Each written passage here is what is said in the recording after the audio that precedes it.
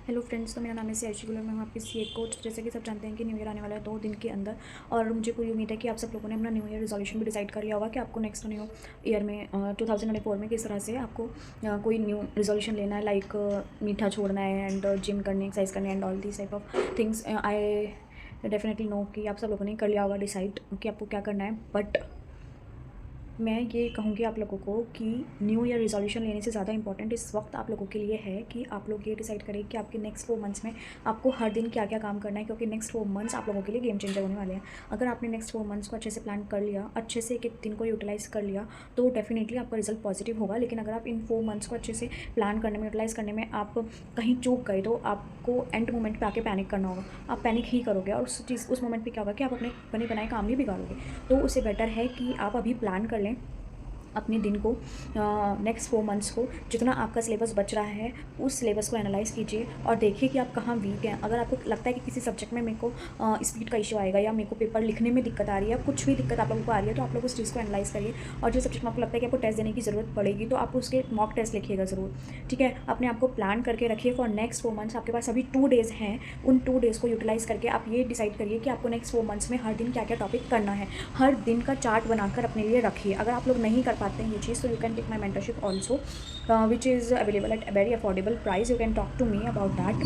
Definitely मैं आप लोगों को प्रॉपर उसका शेड्यूल बना के दूँगी आपका नेक्स्ट 4 मंथ्स का, इफ़ यू वांट। और अगर आप ये काम खुद कर लेते हैं तो बहुत अच्छी बात है। करना क्या होगा, जस्ट सिंपली आपको ये देखना होगा कि आपने कितने टॉपिक्स कर लिए, हर सब्जेक्ट में कितना बच रहा है और कौन से टॉपिक में आप वीक हैं। आपको जस्ट उनको अरेंज करना है।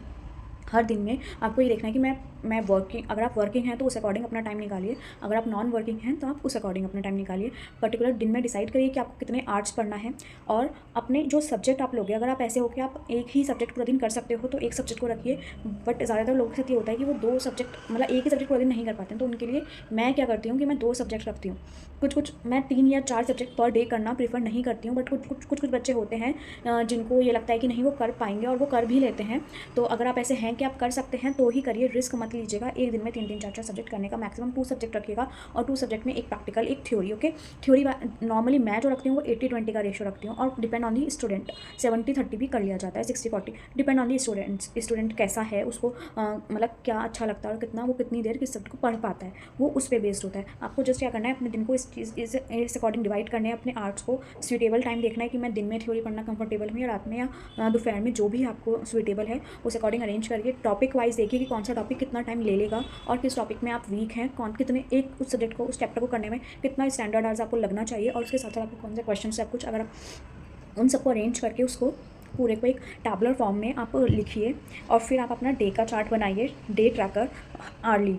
ये सब मैं इस तरीके से देती हूँ स्टूडेंट को, जिससे, और मेरे को, मैं तो क्या करती हूँ कि at the end of the day उनसे फीडबैक मांगती हूँ कि कितना आपने किया। आप लोग क्या करिए, आप अपने आप खुद एनालाइज करिएगा कि कितना आपने किया। इस तरीके से अपना एक शेड्यूल बनाइए, और फिर अपना डे ट्रैकर बनाइए, आर्ली ट्रैकर, और एक बनाइए आप अपना पूरा 4 मंथ्स का कि आपको हर दिन कितना टॉपिक में कितना आर्ट्स देना है। ओके, स्टैंडर्ड आवर्स, ये नहीं होना चाहिए कि आप अपने आप को ओवर एस्टिमेट करके कम रखें या टारगेट ज़्यादा रखें। जितना स्टैंडर्ड आवर होना चाहिए आपके अकॉर्डिंग, आपकी स्पीड के अकॉर्डिंग उतना रखिएगा। ओके, उस तरीके से बनाइए। इन 2 दिनों को अच्छे से यूटिलाइज़ करिए और अपना नेक्स्ट 4 मंथ्स का चार्ट प्रिपेयर करिए, जिससे आपका नेक्स्ट 4 मंथ सिस्टमेटिक पढ़ाई आप कर पाएँ, आप कहीं पर भी मात ना खाएं, एग्जाम में आपको पैनिक ना करना पड़े। ओके, कोई दिक्कत आए तो आप मुझसे पूछ सकते हैं, मैं आपको हेल्प कर दूँगी बनाने में। ओके, सो बाय बाय।